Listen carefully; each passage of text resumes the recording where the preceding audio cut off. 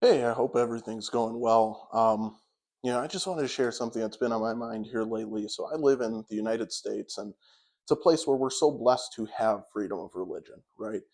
But at the same time, there's this prevailing sentiment, it feels like, where it's like you can have that faith at home, but when you come to the workplace, when you come to your social life, when you get away from your house, you need to leave that religion behind.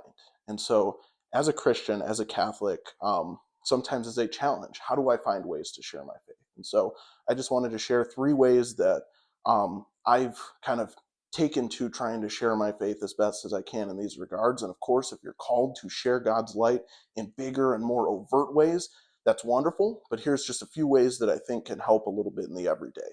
One is just having some sort of an outward symbol of your faith. I like to wear this little cross here um, when I'm out and about. Just something like that. That maybe somebody's struggling in their faith, they're having doubts, and they look over at you and they see, wait a minute, there's another person of faith right there. Maybe I'm not so crazy for believing in this, for being a follower and a seeker of the truth.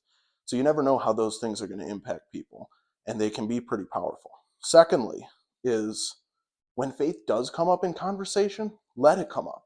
Embrace it. Don't shield it. If somebody's talking to you and they're saying, man, I've seen so much growth in you these last couple months. What's been going so well in your life? And you be honest and you say, it's been my spiritual growth. That can be really, really powerful and leave that person seeing, man, they're doing great and they're doing these great things. And I want more where that came from. Or even if you're struggling and you say, it's been God that's helped me get through this, that can be just as powerful. And then the last thing is a real simple one, but it came straight from the man himself, straight from God himself, the God man, Jesus Christ, where he said the greatest commandment is what we refer to as it now, to love your neighbor as yourself. And it's even what he left us with is to love one another as I have loved you.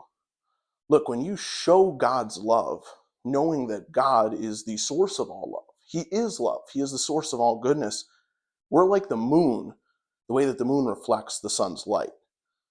The moon doesn't have its own light, but it's bright up there in the sky, and people look at that moon and they wonder where that light's coming from.